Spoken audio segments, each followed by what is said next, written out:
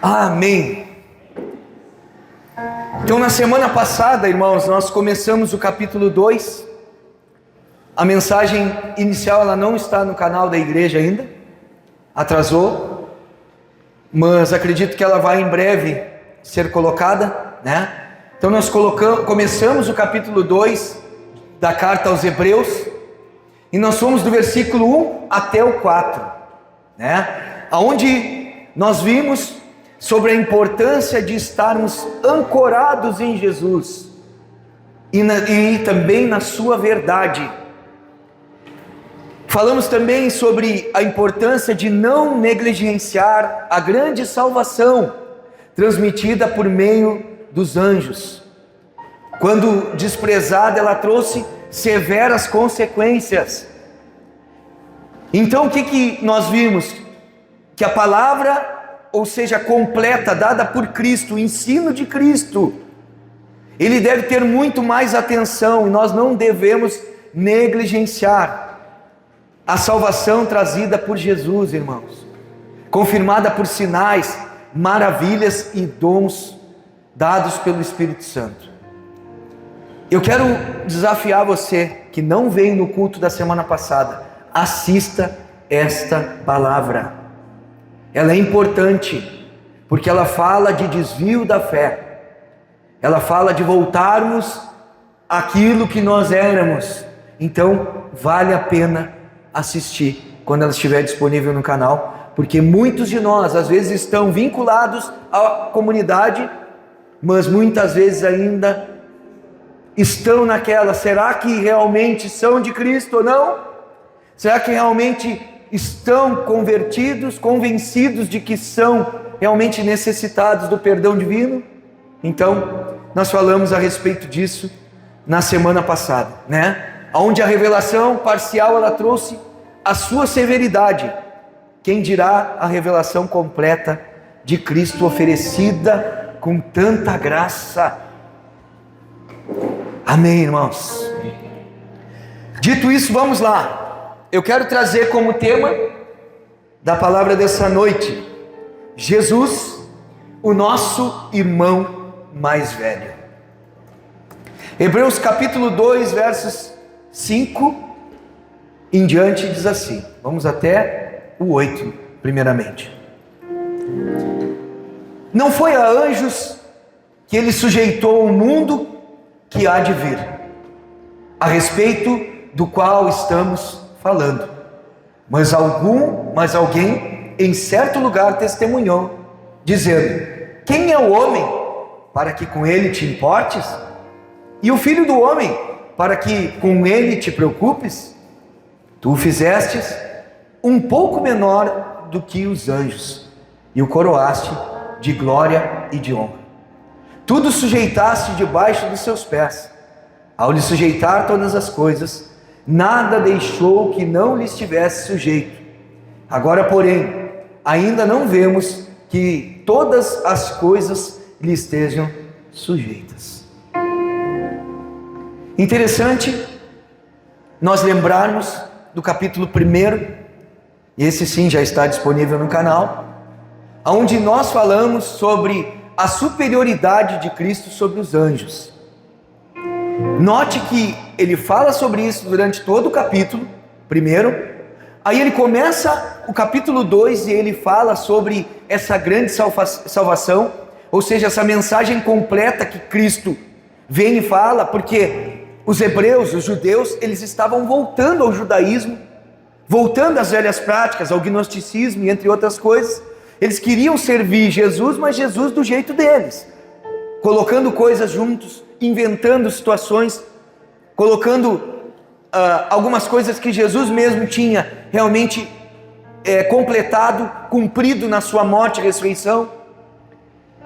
E aí eu fiquei pensando, porque isso também tem a ver com os nossos dias, porque hoje se prega um evangelho de que forma? Muitos tentam trazer o judaísmo para os nossos dias, aquilo que Jesus realmente cumpriu, as leis cerimoniais, que todas elas foram cumpridas em Cristo.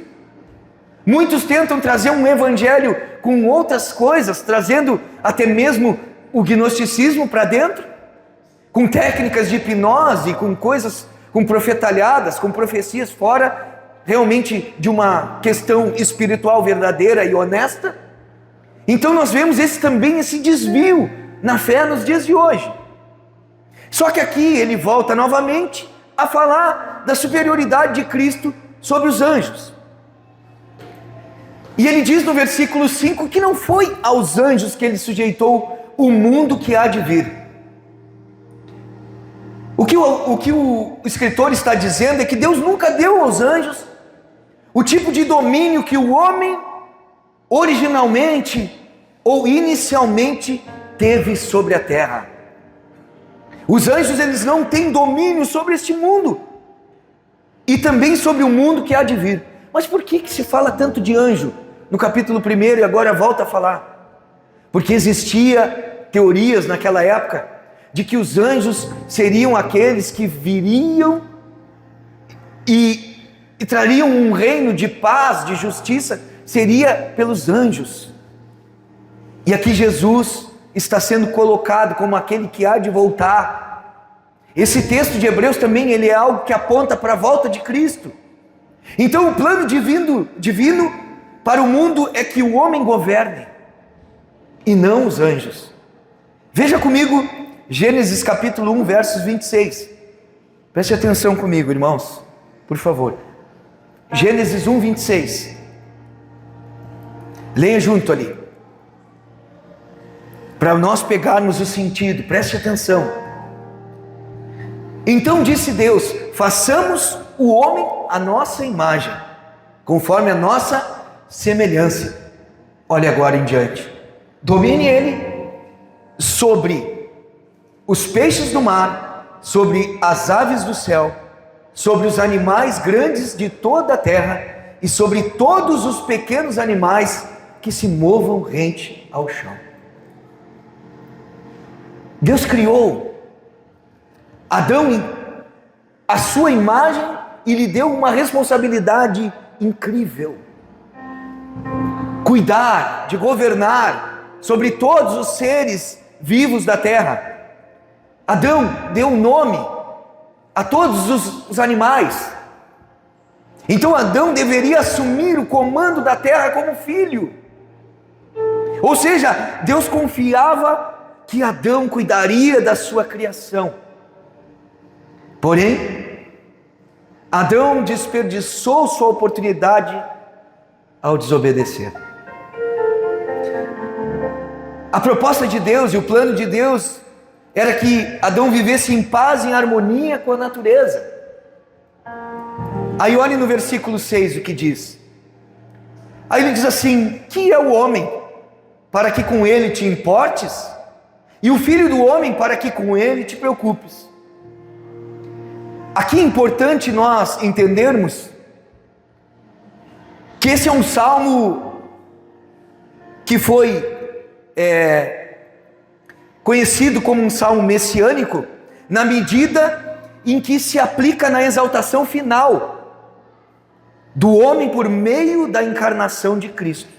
Então, quando Cristo encarna, esse salmo ele passa a ser um salmo também messiânico. Ele era um salmo somente para o homem, entendido para o homem, e agora ele é realmente revelado em quem organizará e sujeitará todas as coisas. Então aplica-se primeiramente e diretamente ao homem, e apenas secundariamente a Jesus como homem. Aonde que ele está escrito, onde o escritor de Hebreus ele está citando? Ele está citando o Salmo capítulo 8, versos 4 ao 6, que diz assim: pergunto, que é o homem para que com ele te importes? E o filho do homem para que com ele te preocupes? Tu o fizestes um pouco menor do que os seres celestiais, e o coroaste de glória e de honra. Tu o fizeste dominar sobre as obras das tuas mãos, sobre os seus pés tudo puseste. Então o que o escritor ele quer mostrar? Ele quer mostrar aqui a pequenez do homem em relação ao Deus da criação. Ou seja, quem é o homem? E também ele quer mostrar o domínio que Deus deu ao homem, embora ele seja um pouco menor do que os anjos. Preste atenção nas questões da natureza. Lá no Éden, Adão andava no meio dos animais. Ali estavam leão, estavam figuras realmente que eram hoje nos nossos dias impossível. Há quantos casos tem aqui, falando com o Vitor, ele contando das viagens que eles param lá em Goiás, e diz que muitos morrem sendo atacados por onça. Ontem nós olhávamos um filme, eu e a pastora, e nesse filme tinha um cara que tinha uma onça pintada dentro de um lugar na casa dele, e aquela onça pintada, ela comia pessoas. Era um filme de ação e tal, os mortos eram jogados como alimento para ela. Então a gente vê hoje que o homem, ele perdeu. Ele até consegue adestrar, mas em algum outro momento o animal ataca, fere, mata. Então, por quê? Por causa da desobediência do homem, ele perde essa autoridade total. E aí diz, na sequência do versículo 7, ele diz assim: e o coroaste de glória e de honra. O que estava dizendo? Que Deus, ele realmente deu autoridade e governo, deu liderança para o homem. Então isso se transmite como glória, como honra dada por Deus, que o homem tinha esse poder de sujeitar as espécies criadas. Aí no versículo 8 ele diz: nada deixou que não lhe estivesse sujeito. É interessante que aqui o escritor ele enfatiza o ponto que Deus coloca todas as coisas. Note que não são algumas coisas sujeitas aos seres humanos, não, todas as coisas ele sujeitou. Por isso Jesus vem como homem, porque Deus deu esse domínio aos humanos e Jesus exerce essa autoridade. Por quê? Porque precisou que Jesus encarnasse, irmãos, que Jesus viesse como homem, abrisse mão dos seus poderes, da sua glória, viesse à terra e realmente sujeitasse todas as coisas novamente. Aí ele continua dizendo: agora porém, ainda não vemos que todas as coisas lhe estejam sujeitas. Versículo 8 ainda, né? Isso. Essa palavra ainda, ela está embutida a uma incrível promessa de que o mundo será restaurado ao seu projeto original. Então o que está falando aqui? Está incluindo a restauração da humanidade como governante. Claro que sob a liderança de Jesus. Só que, entretanto, a recompensa da restauração deste governo está reservada aos que seguem a Jesus em seus sofrimentos. Será? Será que nós temos sofrido com Jesus pela causa ou pelos nossos pecados e erros? Por isso que é importante nós vermos aquela mensagem novamente, vermos se nosso coração realmente foi alcançado por essa grande salvação. Quais são os confrontos, conflitos, lutas que você enfrenta? É por causa dos teus erros ou é por perseguição e sofrimento ao Evangelho? Pelas pessoas muitas vezes não gostarem de ouvir o que sai da sua boca como uma palavra de orientação, como uma palavra de confronto, uma palavra reta? Ou é por causar? Ou é por fazer coisas por merecer? Ou é por pecar, ou é por errar? Aqui está falando que a recompensa dessa restauração, desse governo, ela está reservada para aqueles que seguem a Jesus em seus sofrimentos. Você já sofreu alguma perseguição por amor a Ele? Pelo nome de Jesus você já sofreu, você já perdeu amizades por causa disso? Você já perdeu o emprego por causa disso?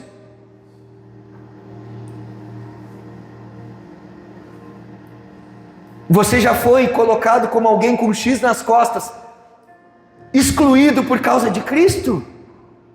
Ou não? Se não, então mude, porque talvez você ainda não tenha entendido o que é Evangelho. Porque deixa eu falar uma coisa, quando nós nos posicionamos, não há como ter comunhão entre luz e trevas. O que é certo de Deus, a justiça de Deus, com a justiça do mundo. Então, se nunca houve algo que você ainda passou por amor a Ele, talvez você ainda realmente não tenha sido alcançado por essa grande salvação. Aí o versículo 9 ele diz: vemos todavia aquele que por um pouco foi feito menor do que os anjos. Aí ele diz: Jesus, coroado de honra e glória por ter sofrido a morte, para que pela graça de Deus, em favor de todos, experimentasse a morte. Por isso que é interessante, hoje eu tive que estudar um pouco de português.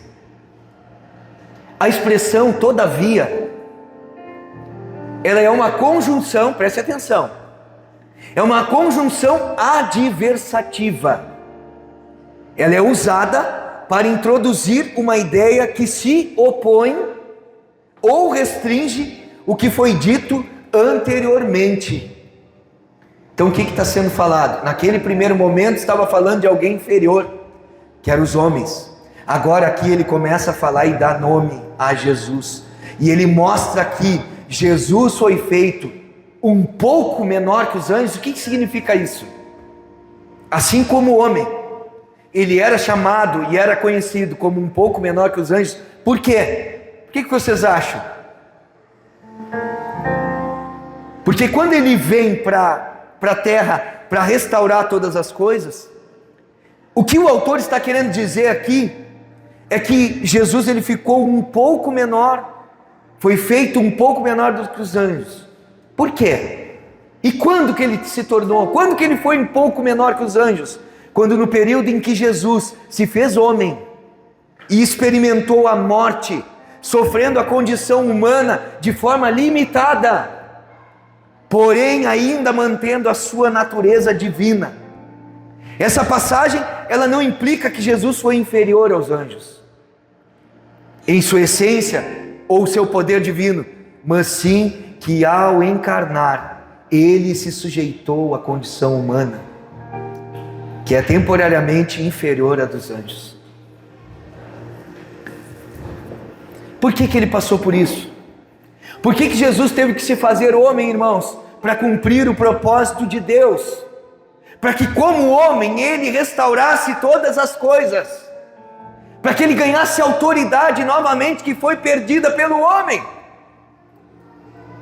Aí diz, ainda no versículo 9, continue, ele diz assim: coroado de honra e glória por ter sofrido a morte, para que pela graça de Deus, em favor de todos, experimentasse a morte.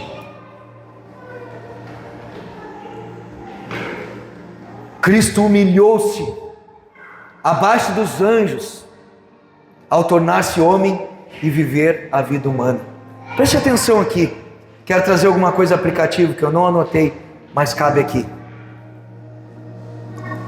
O que Jesus fez? Ele abriu mão de toda a sua glória e se fez menor, ou seja, ele se humilhou. Quantas vezes a gente não quer, muitas vezes, abrir mão de coisas, de cargos, de lugares, em prol de um propósito maior. Jesus abriu mão de quem ele era como Deus e se fez homem, falho não, mas sujeito à falha como eu e você, só que ele não falhou. Ele se manteve firme, fiel, mas ele teve as mesmas tentações, lutas, adversidades que eu e você tivemos. Quantos de nós estão dispostos, se Deus realmente falar ao teu coração, de abandonar o teu emprego e viver pela obra? Abrir mão de um status de vida onde você ganha muito bem, para viver com bem menos, por amor a Cristo e as almas. É isso que é Evangelho. Se Deus pedir, o que nós vamos fazer, irmãos? Se Deus tiver essa missão, conheço hoje ouvindo um relato de um homem. Esse cara era médico, ele era médico pelo exército, era do exército também, né? Então, e ele tinha esse serviço dentro do pelotão, do QG, que ele fazia parte, e ele também tinha clínicas particulares, onde ele era médico. E diz que Deus falou com ele, e ele foi em missão para outro país, ele e a mulher dele. Abandonou todo aquele salário que ele tinha, aquela vida confortável, para viver a obra de Deus, por amor a Jesus e às almas. Está entendendo o que significa Evangelho? Eu não estou dizendo que Deus vai te pedir, se Ele não te pedir, não faça. Eu estou falando em casos específicos que Deus pede, que Deus realmente mostra. Porque se Deus dá a palavra, Ele mesmo sustenta, irmãos. Se Jesus está falando, Ele paga a conta, Ele nos mantém. Então Cristo humilhou-se, e passando por essa obediência a Deus, Ele sofreu a morte e foi recompensado com a glória e a honra inicialmente concedidas ao homem, concedidas primeiramente a Adão.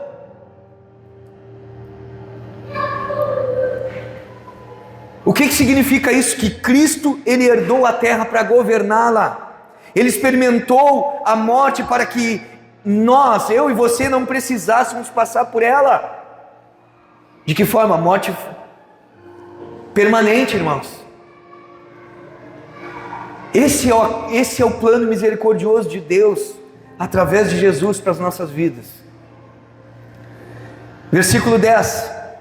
Ao levar muitos filhos à glória, convinha que Deus, por causa de quem e por meio de quem tudo existe, tornasse perfeito, mediante o sofrimento, o autor da salvação deles. Esta é a ilustração final do fato de que o amor verdadeiro, a doação verdadeira, preste atenção, ela envolve o que? Sacrifício. Como disse Davi, em 2 Samuel capítulo 24, ele diz: não oferecerei ao Senhor holocaustos ou sacrifícios que não me custem nada. O amor de Deus por nós, Ele tinha que se mostrar através de sacrifício. Ou seja, o sacrifício a Deus. Jesus foi esse sacrifício.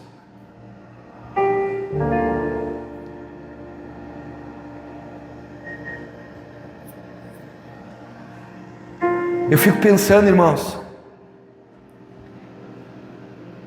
a gente está muito longe de entender o Evangelho ainda. A gente não quer sofrer por nada e por ninguém. A verdadeira prova de amor, o amor verdadeiro, ele é demonstrado pela doação verdadeira, pelo sacrifício. Você está disposto? Você está disposto a deixar de dormir muitas vezes por um irmão? Você está disposto a muitas vezes você abrir mão das suas vontades para cuidar de alguém? Você está disposto a abrir mão do seu tempo para conhecer e para estar com Jesus? As perguntas são feitas para nós, e eu e você temos as respostas.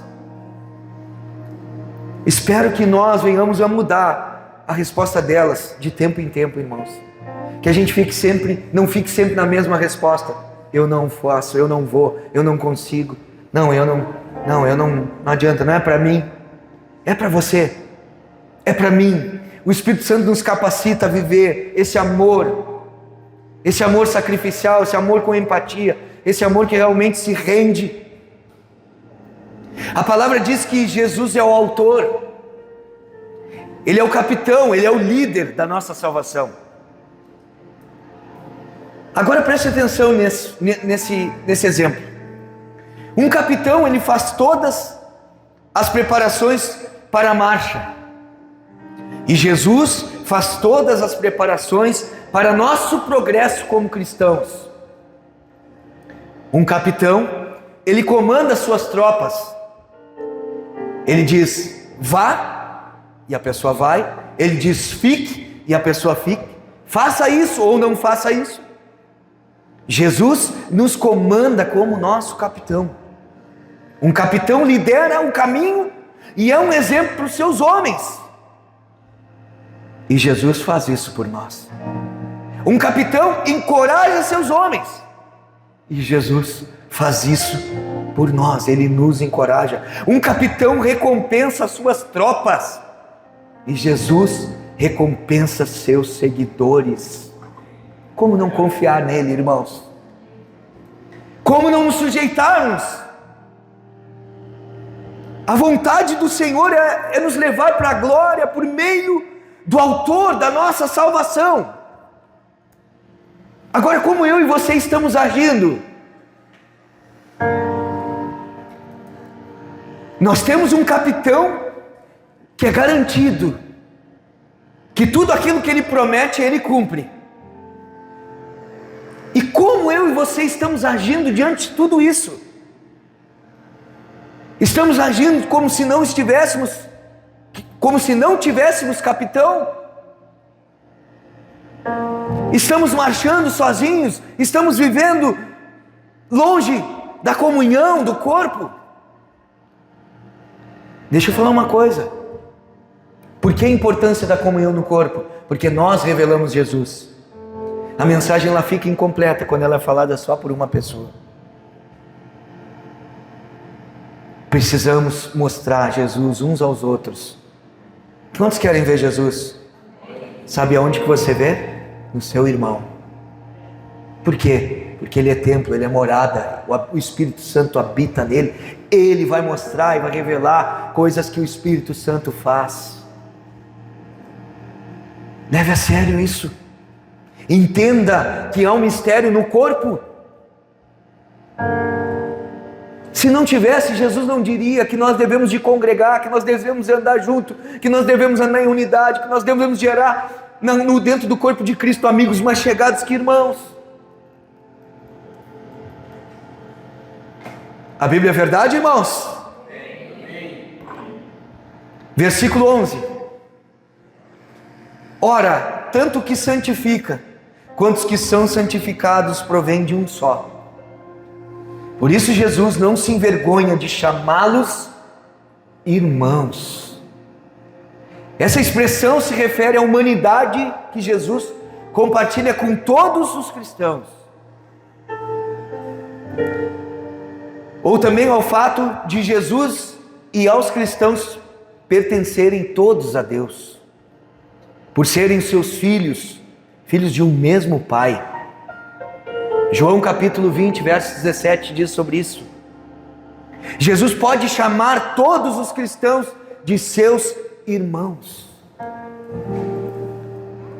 Agora, diz a palavra aqui que tanto que santifica, quanto os que são santificados, provém de um só. É Deus quem faz todas as coisas. Deixa eu falar uma coisa para você, que por muito tempo eu entendi errado. Quantas vezes eu me esforcei para me manter em santidade?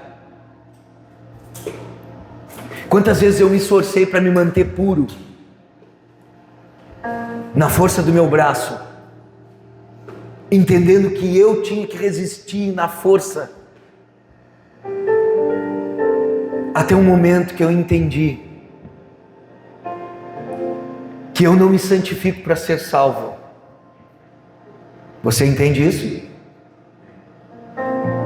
Agora, por ser um salvo, aí eu me santifico. Está entendendo? Que sempre Ele vai fazer primeiro, depois nós vamos fazer o que Ele fez em nós aqui dentro, reproduzir. Então, o que eu quero dizer? Pare de tentar lutar sozinho, pare de tentar lutar pela santidade, pela pureza sozinho. Pare, tente buscar realmente naquele que realmente te sustenta, aquele que me sustenta, aquele que me dá capacidade. Só que o problema está que eu e você sabemos disso, sim ou não? Mas a primeira tentação nós cedemos ao invés de nos submetermos a Ele. A primeira tentação nós em vez de, eu não consigo, Deus sabe que eu sou fraco. Mas naquele momento que tu está com aquele pensamento, Deus já está te dando o quê? Já está te dando sabedoria para te poder o quê? Sair daquela aparência, fugir daquele lugar, pegar a Bíblia, ir de joelho, orar, buscar. Ou nós cremos, ou não cremos. E eu estou falando para mim também, irmãos. O Senhor é aquele que nos livra na tentação, não dá tentação. Ser tentado não é pecado, pecado é cairmos. Então aqui diz que Ele santifica,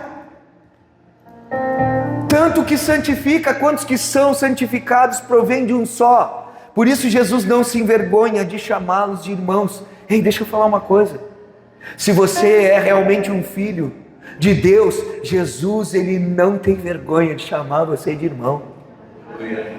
Porque você é um santo. Jesus é o primogênito, irmãos, do Pai, sim. Só que Ele não é agora mais só o primogênito.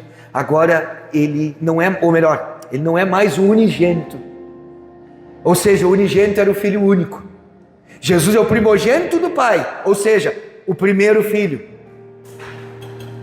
Mas não mais o unigênito, porque agora nós todos somos filhos, através do seu sacrifício, através da aceitação, de recebermos, de confessarmos, crer e receber, deu-lhes o poder de se tornarem filhos de Deus.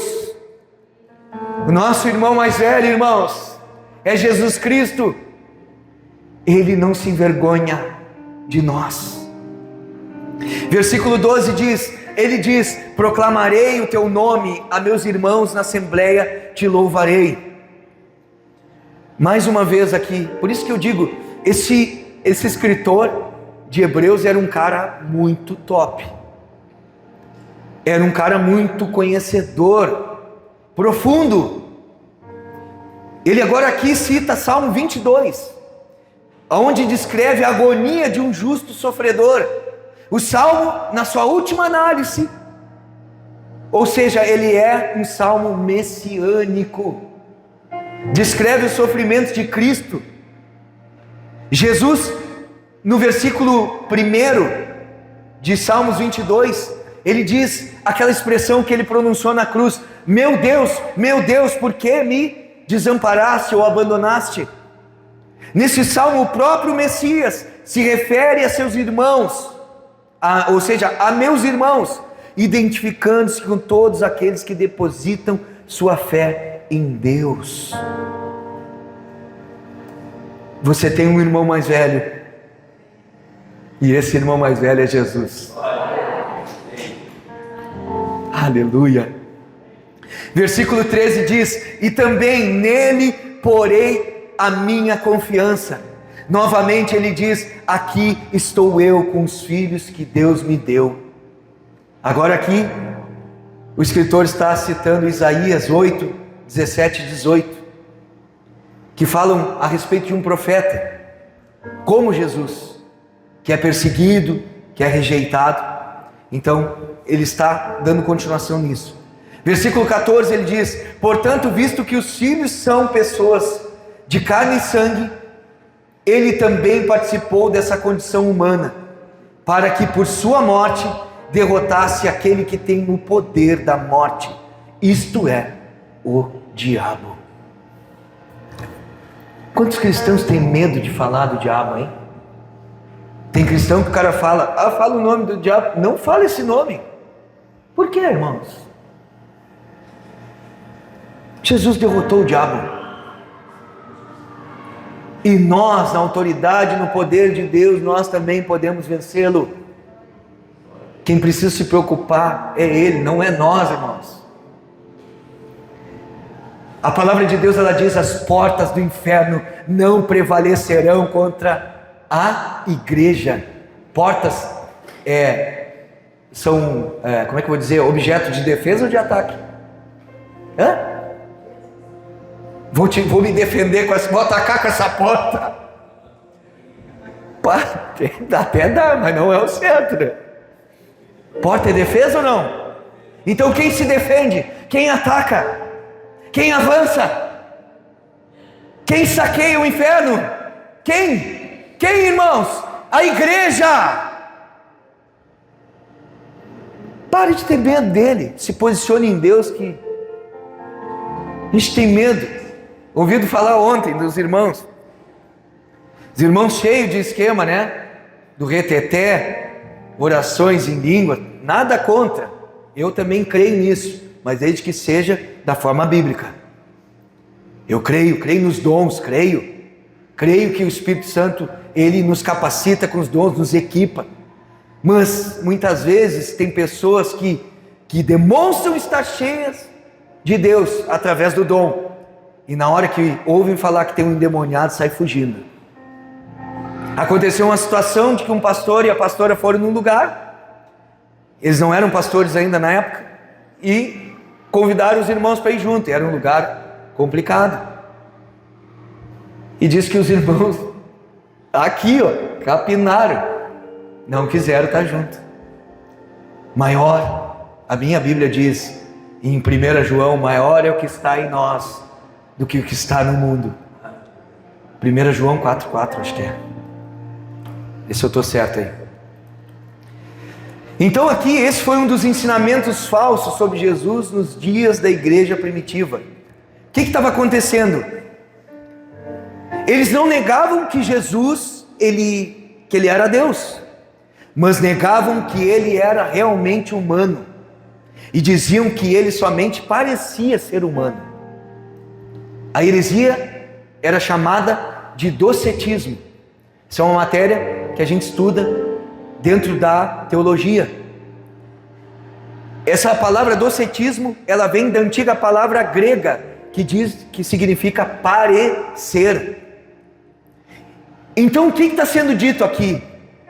Ou seja, eles duvidavam que Jesus era homem. Ele só era Deus. Então é biblicamente incorreto pensar sobre Jesus simplesmente como Deus ou simplesmente como homem. É incorreto pensar nele como meio Deus e meio homem, ou como qualquer outra divisão de porcentagem. É incorreto pensar nele como homem por fora e Deus por dentro. A Bíblia ensina que Jesus é plenamente Deus e plenamente homem, que uma natureza humana foi adicionada à sua natureza divina, e as duas naturezas existem em uma só pessoa, chamada Jesus Cristo. Jesus precisou ser humano, Diego. Ele precisou ter uma carne. Ele precisou nascer como um ser humano normal. Ele precisou também abrir mão do seu poder, da sua glória. Para quê? Para que o seu sacrifício tivesse valor. Para que o seu sacrifício realmente valesse o perdão dos pecados da humanidade. Aí ele continua no 15. E aqui entra uma parte importante para nós. E libertasse aqueles que durante toda a vida estavam escravizados pelo medo da morte. Olha só, o que está dizendo aqui? Que Jesus, ele vem, se faz homem, completa a sua obra, a sua missão, morrendo, ressuscitando, para que libertasse aqueles que durante a sua vida estavam escravizados pelo medo da morte. Quantas pessoas hoje nos nossos dias, elas não desejam Jesus, elas têm medo do inferno. Quem é você? Você é alguém que deseja Jesus ou você tem medo de ir para o inferno, por isso que você está vindo na igreja, frequentando uma igreja? Pergunte a você. Você tem medo da condenação ou você vem por amor a Ele e aí Ele lhe livra dessa condenação? O diabo usa o medo da morte. Ele usa o medo da morte para nos escravizar, pastor. O Filho de Deus, Ele porém, mediante a sua morte na cruz, eliminou o medo e quebrou a nossa servidão ou escravidão ao pecado e à morte. Deixa eu falar uma coisa. Se eu e você ainda somos escravos do pecado, e escravos do pecado naquele pecado contínuo sempre, não consegue parar. A palavra de Deus diz que nós somos escravos. Aquele que é vencido pelo pecado, ele se torna escravo. E Jesus morreu para que eu e você fôssemos libertos, que não tivéssemos mais medo do inferno ou da morte, porque Ele nos libertou e Ele agora nos dá essa capacidade de vivermos uma nova vida. Versículos 16 e 17. Pois é claro que não é a anjos que Ele ajuda, mas aos descendentes de Abraão. Por essa razão era necessário que Ele se tornasse semelhante a seus irmãos em todos os aspectos, para se tornar sumo sacerdote, misericordioso e fiel com relação a Deus e fazer propiciação pelos pecados do povo. Jesus, Ele partilhou da nossa natureza e dos nossos sofrimentos, para que Ele pudesse o quê? Se tornar e ser um mediador compassivo entre Deus e a humanidade. Ele entende a nossa fraqueza e intercede por nós na presença do Deus Pai.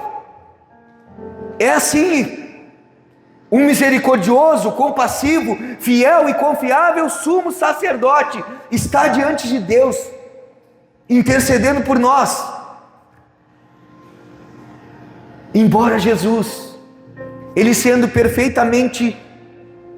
inteiramente perfeito e sem pecado, Ele voluntariamente se submeteu à penalidade do pecado, ao experimentar a agonizante morte na cruz. Então esse sacrifício voluntário do próprio Filho, em nosso favor, o que Ele faz? Ele satisfaz a justiça e também a santidade de Deus. E também os benefícios de seu sacrifício são dados para todos aqueles que nele depositam a sua fé. Deixa eu falar uma coisa. Eu e você nos beneficiamos da santidade de Cristo, do sacrifício de Cristo, da renúncia de Cristo, do amor de Cristo. Aí no versículo 18 ele termina dizendo: porque tendo em vista o que Ele mesmo sofreu, quando tentado, saiba que Jesus, Ele em tudo foi tentado. Aí continua o versículo 18, ele diz: Ele é capaz de socorrer aqueles que também estão sendo tentados.